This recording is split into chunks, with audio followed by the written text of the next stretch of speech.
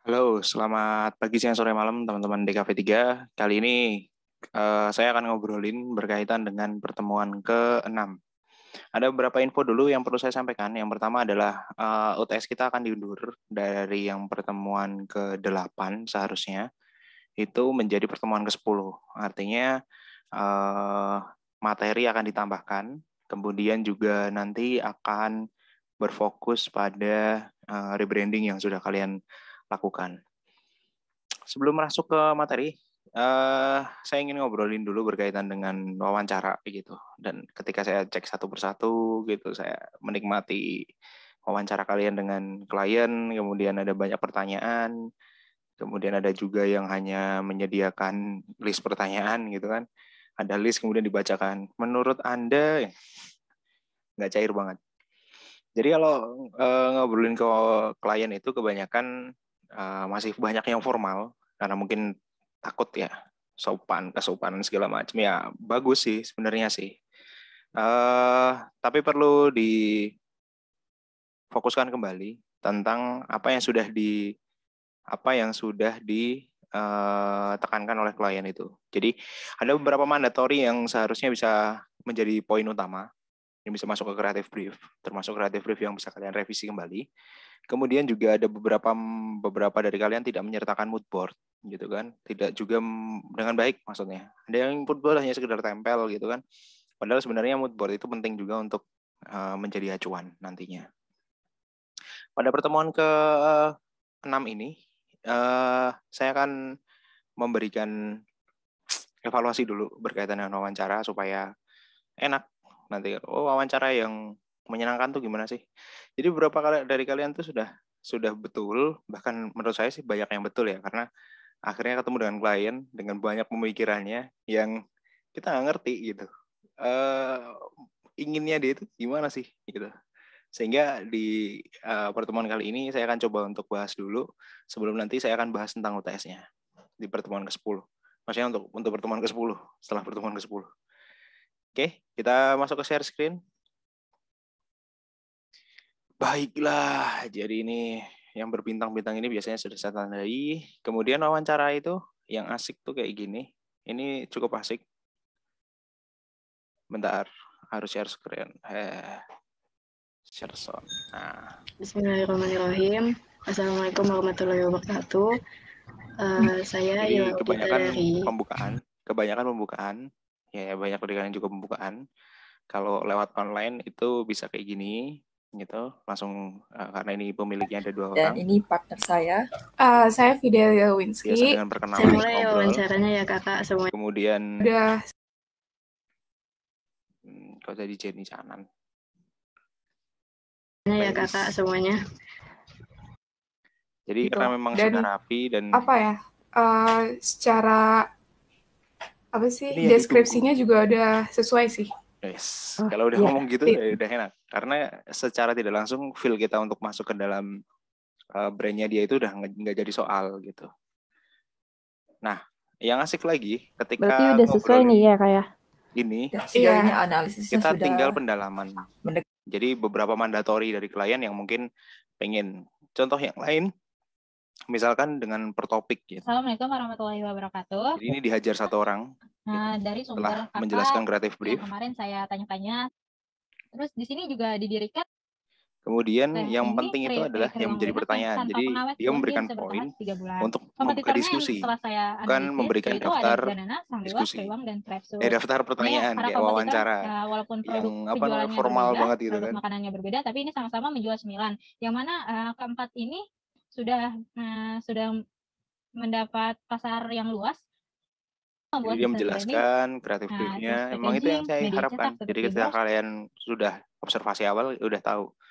Nah, menjadi pertanyaan apa? Nah, itu akan dijawab. Ada diskusi di situ, ada permintaan-permintaan yang menyenangkan. Oke, baik Kak Evi. Jadi permasalahan di produk Lewang kami ini yaitu secara kemasan Kak. Jadi kita itu memproduksinya masih secara manual, masih belum. Nah, contoh yang lain. Selamat siang, Pian. Ya. Oh, namanya Bang Pian. Sorry ya, Bang Pian, ganggu waktunya nih.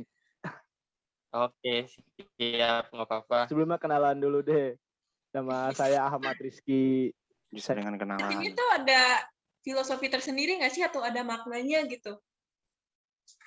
Iya kan, karena kan brand kita ini kan geraknya kayak di bidang.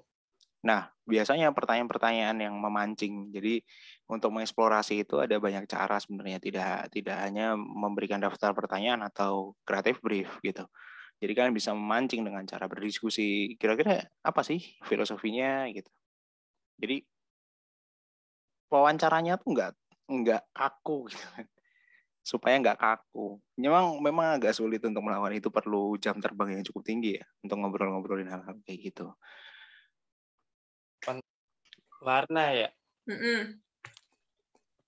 Kalau warna hijau sih gue kayaknya, karena kayak dari warna-warna lampu lalu lintas kan hijau jalan terus. Nah, Lita Farel nih berharapnya jalan. Adanya gitu. Jadi ketika klien itu pengennya apa, kadang-kadang nyeleneh gitu. Nyeleneh itu dalam artian nggak serius menanggapi itu, kayak ya udahlah gitu. Tapi sebagai seorang desainer seharusnya kita bisa menangkap. Misal kalau di konstruksi brand ini dia kan berupa baju ya kalau nggak salah ya.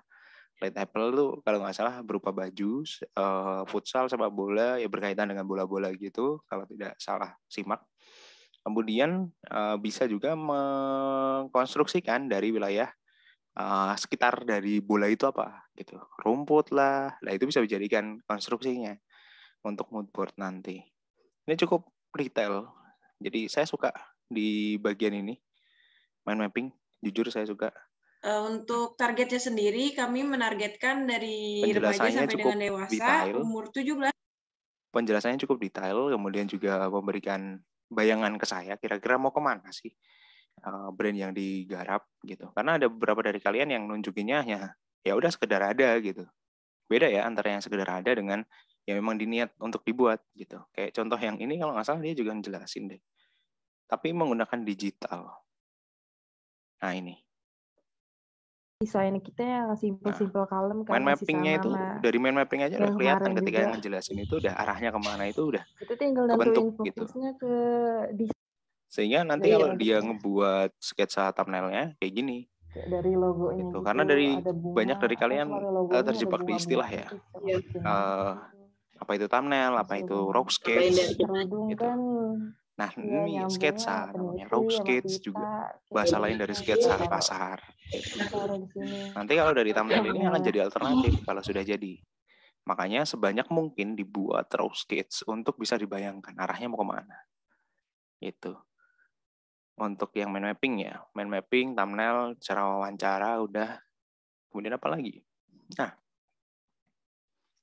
yang seru lagi kalau yang tadi itu online.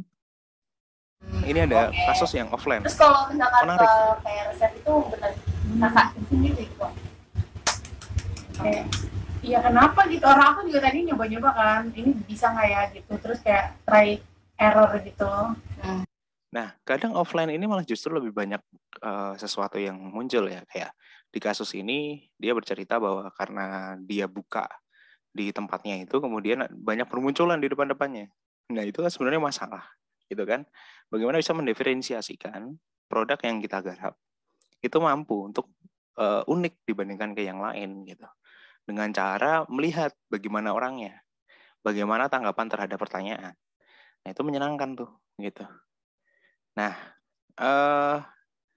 evaluasi saya itu jadi sampai ke raw sketch, sampai ke alternatif, sampai ke segmentasi produk, terus kemudian juga perencanaan strategi brandingnya seperti apa, tentu ini akan lebih berat untuk ke depan. Pada minggu ini, saya tidak akan memberikan tambahan materi dulu. Jadi, seperti janji saya di depan tadi, setelah evaluasi, adalah memberikan kira-kira UTS-nya mau kayak gimana sih, gitu.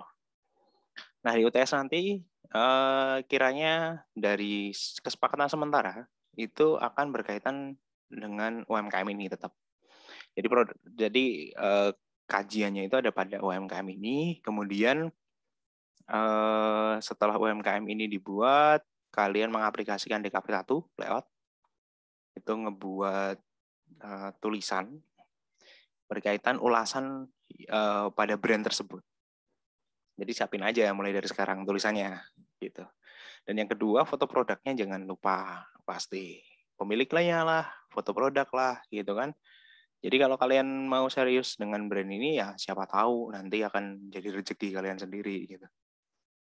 Nah, kemudian setelah